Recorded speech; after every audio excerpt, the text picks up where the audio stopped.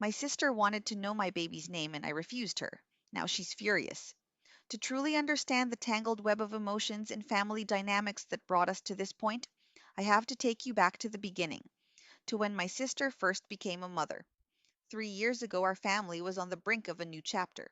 My sister, vibrant and glowing with the promise of new life, was expecting her first child. Her best friend, too, was expecting, and there was something wonderfully synchronistic about it all, or so it seemed at first. I remember those days vividly. The excitement in the air was palpable, buzzing with the anticipation of babies and the future they would bring. My sister, always the life of the party, would often regale us with her tales of pregnancy quirks and cravings. But beneath that lively exterior, there was an undercurrent of anxiety, an anxiety centered around naming her daughter. For months, my sister and her best friend shared the journey of impending motherhood. They swapped stories, tips, and hopes for the future. I suspect they imagined a world where their children would grow up together, perhaps as inseparable as they were. But as the months rolled on, a shadow began to creep into their friendship, a shadow cast by the simple yet profound act of naming a child. My sister agonized over what to name her daughter. As her due date approached, her uncertainty seemed to grow. It was a constant point of conversation, the mystery of her unborn child's name. Then, almost like a bolt from the blue, she announced the name just days before giving birth. And with that, everything changed.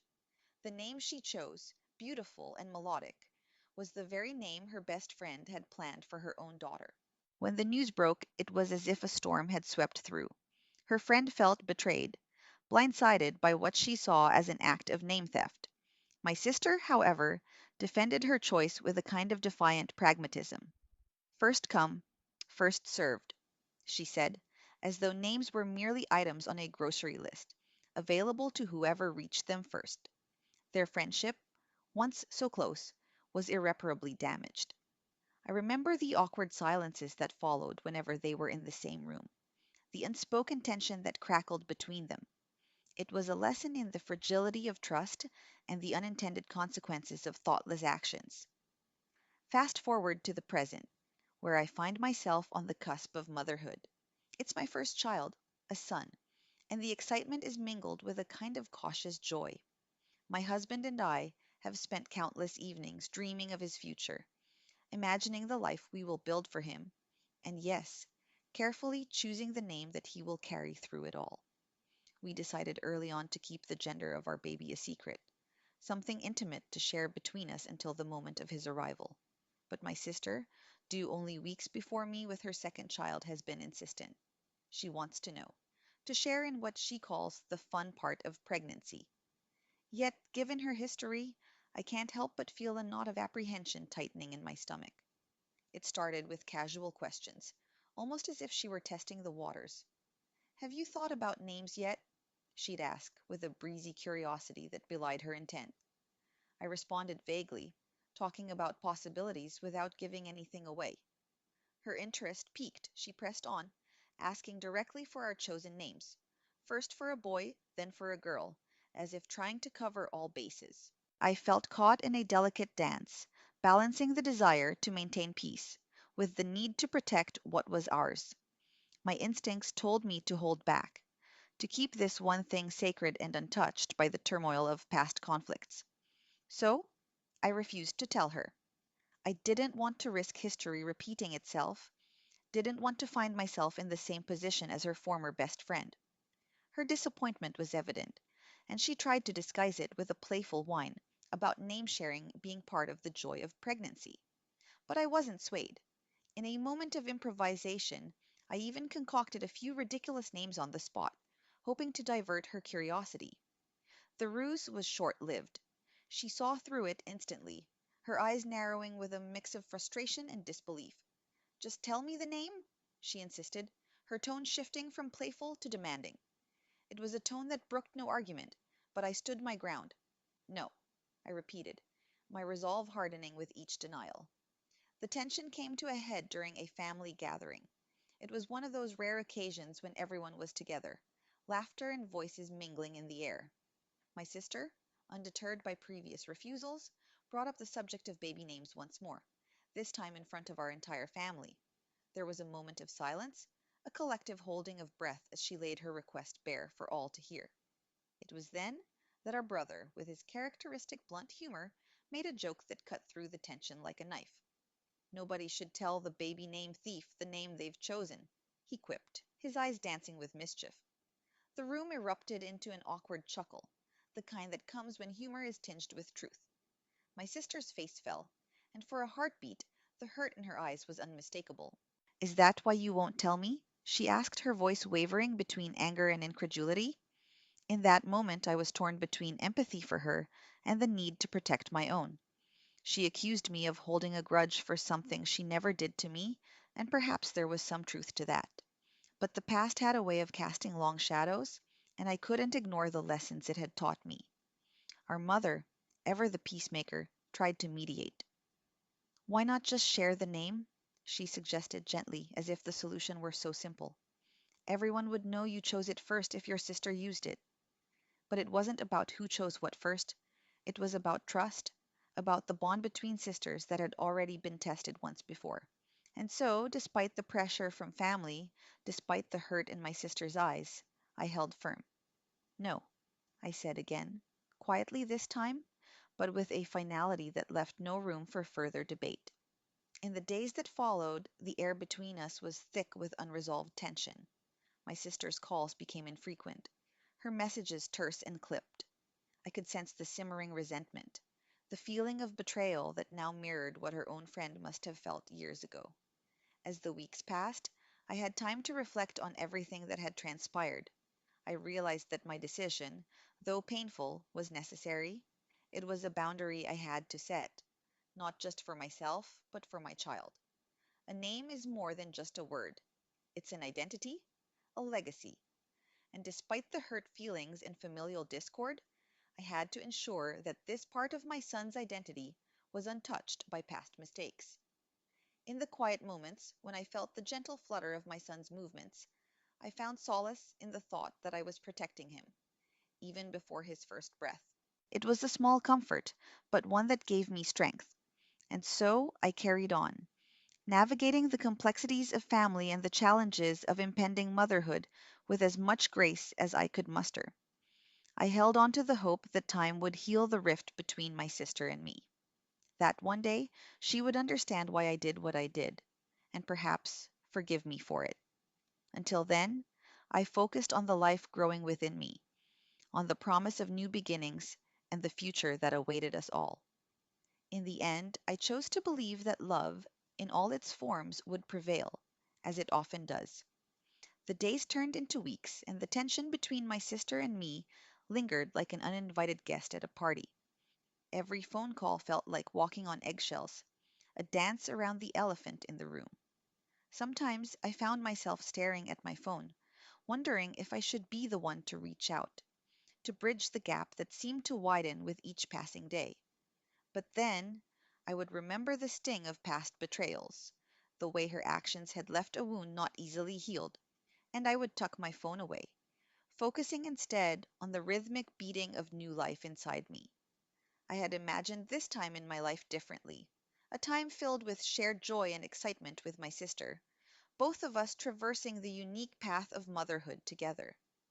Yet here I was, caught in a silent standoff over something as seemingly simple as a name. It was during one of those quiet afternoons, when the world outside seemed to pause in the golden light of the setting sun, that I found myself reflecting deeply on what had transpired. Sitting in the nursery, a room slowly coming together with each new addition, a crib in the corner, soft pastel hues on the walls, I felt the weight of my decision heavy on my shoulders. In those moments of solitude, the walls of the nursery seemed to echo with the possibilities of the future, each item a promise of the life we were about to welcome. The small socks, the plush toys, even the gentle hum of the rocking chair as I swayed back and forth, all whispered of the love that awaited our son. Yet, even amidst the anticipation and hope, there lingered a shadow of uncertainty, a question of whether I had done the right thing. There was no denying the guilt that gnawed at the edges of my resolve. Had I been too harsh? Was there a way to have handled things differently, without compromising the trust I was fiercely trying to protect? These questions became familiar companions, circling my mind like a flock of restless birds, never settling long enough for me to find peace. One evening, as I sat with my husband in the soft glow of the living room, I voiced these thoughts aloud, hoping that hearing them might somehow untangle the web they had woven in my mind. "Do you think I was wrong?" I asked, my voice barely above a whisper, as if speaking louder might give the doubt more power. He looked at me with a tenderness that never failed to soothe my frayed nerves. "You did what you felt was right for us," he said, his words a balm to my troubled heart. "And that's never wrong." His simple reassurance was like a lifeline, pulling me back from the edge of my uncertainty. Yet, even as I nodded, accepting the comfort he offered, I couldn't shake the lingering ache of the rift between my sister and me. As my due date approached, the anticipation grew, not just for the arrival of our son, but for the resolution of this unspoken conflict. There was a part of me that hoped the birth of our babies would bring us back together, that the shared experience of bringing new life into the world would heal the wounds that time had not yet managed to soothe. But each day that passed without a word from my sister only deepened the silence, and I began to prepare myself for the possibility that this might be one of those things that time alone could not mend. It was a sobering thought, one that left an ache in my chest, but I knew I had to make peace with it, for my sake and for my child's. In those final weeks, I poured my energy into preparing for the arrival of our son, focusing on the joy and love that awaited us. I busied myself with the practicalities of impending parenthood, channeling my emotions into tangible actions, washing tiny clothes, organizing the nursery, and reading parenting books late into the night. And in those quiet, solitary moments, when the world seemed to pause and the only sound was the gentle ticking of the clock, I would place a hand on my belly, feeling the reassuring thump of our son's heartbeat, and remind myself of the promise I had made to protect him, to love him fiercely, and to ensure that the legacy of his name would be one of joy and authenticity, untouched by the shadows of the past. As the day of his arrival drew near, I found a renewed sense of purpose and strength. I knew that whatever happened with my sister, whatever words were left unsaid, we would find our way forward. And perhaps, just perhaps, the birth of our children would be the beginning of a new chapter, one where forgiveness and understanding could find a place alongside the love that had always been there, waiting patiently in the wings. One crisp morning, when the world outside was just beginning to stir and the sun peeked timidly through the curtains, I felt the first flutter of what was to come. It was as if my body had been waiting for this precise moment to signal that the time had arrived. The realization sent a rush of adrenaline coursing through me, a blend of excitement and apprehension that made my heart race. I called out to my husband, who was in the kitchen, the familiar clatter of breakfast preparations, a comforting backdrop to this momentous day. The look on his face when he entered the room, eyes wide with a mix of surprise and joy, was one I would treasure forever. This was it. Our lives were about to change in ways we could only imagine. As we made our way to the hospital, a thousand thoughts raced through my mind. I thought about the life we were about to meet, the son who would soon be cradled in my arms. I thought about the name we had chosen, the one we had guarded so fiercely, and how it would soon be spoken for the first time, forever intertwining with the life it was meant for. In those moments, as we navigated the bustling corridors of the hospital, I felt a calm settle over me, a profound sense of peace. Whatever shadows had lingered, whatever doubts had plagued my heart, seemed to dissipate, leaving only the pure anticipation of meeting our child. The hours that followed were both a blur and a clarity of moments etched into my memory. The reassuring presence of my husband by my side, the gentle voices of the medical staff guiding me through the process, the intense focus that took over as my body did what it was meant to do. And then, finally, the world seemed to hold its breath as our son made his entrance. In that instant, everything else fell away. The weight of him in my arms, the warmth of his small body against mine, the soft cries that filled the room, all of it was more than I had ever dreamed. I looked down at him, at the tiny features that were so familiar, yet so new, and felt an overwhelming rush of love that brought tears to my eyes. Our son's name slipped from my lips in a whisper, binding him to us in a way that was both simple and profound. It was perfect, just as we had imagined, a name imbued with the promise of the future and the hope of all that was yet to come. As I held him close, I thought of my sister and the rift that remained between us. In that moment, I wished she could be here, to share in the joy and wonder of this new life. But even as I wished, I understood that some journeys had to be taken alone before they could converge once more. Perhaps this was one of them. In the days that followed, as we settled into the tender chaos of new parenthood, I found myself marveling at the resilience of the human heart. Despite the silence that still hung between my sister and me, there was a thread of hope that wove through the fabric of our days, a hope that time, and the love we shared, would eventually bridge the gap. One afternoon, as I rocked my son to sleep, the phone rang. It was a call I had not expected, and my heart leaped with a mixture of hope and trepidation when I saw my sister's name on the screen. I hesitated, the weight of past silence heavy in the air, but then answered, my voice steady despite the fluttering in my chest. Her voice, when she spoke, was tentative but warm, a familiar melody softened by time apart. "I heard the news," she said, and I could hear the smile in her words, the joy that matched my own. "Congratulations." "Thank you," I replied, my heart lifting with each word. "He's amazing." There was a pause, a moment that stretched long and thin between us, but then she continued, "I I hope I can meet him soon." I smiled, feeling the first threads of a new beginning weaving between us. "I would love that," I said, meaning every word. In the quiet that followed, I sensed the beginnings of healing, a tentative step toward the reconciliation I had longed for. It was a start, and in that moment it was enough. As I hung up the phone, I looked down at my sleeping son, his face peaceful and serene, and felt the weight of the past begin to lift. There was still a journey ahead, but I knew now that we would walk it together, my sister and I, guided by the love that had always been at the heart of our story. And so, in the soft glow of the setting sun, I allowed myself to hope once more, to believe in the power of new beginnings and the enduring strength of family. It was a promise I made to my son and to myself that we would find our way, one step at a time, into the light of a new day. In the days that followed that call, I carried a quiet sense of optimism with me. The gentle rhythm of my new life as a mother was punctuated by moments of sheer wonder and exhaustion.